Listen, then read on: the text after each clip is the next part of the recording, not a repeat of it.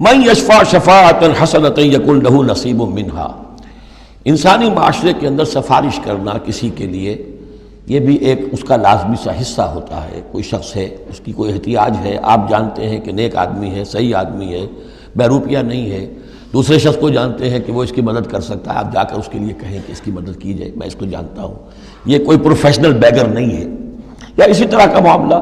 کوئی مقدمے کا مسئلہ ہے، آپ کے علم میں کچھ حقائق ایسے ہیں کہ جو فائل کے اوپر جو پولیس نے جو بھی کر رکھی ہے کارروائی، وہ دھوکہ دینے والے ہیں، ڈیسیونگ ہے، تو آپ جاتے ہیں کسی کے پاس اور کہتے ہیں کہ یہ بات یوں ہے، تو یہ کوئی بری بات نہیں ہے۔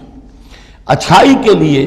نیکی کے لیے، بھلائی کے لیے، خیر کے لیے، عدل کے لیے، انصاف کے لیے اگر سفارش کی جائے تو اس میں کوئی حرج نہیں، بلکہ اس سے اللہ تعالیٰ ثواب عطا فرمائے گا۔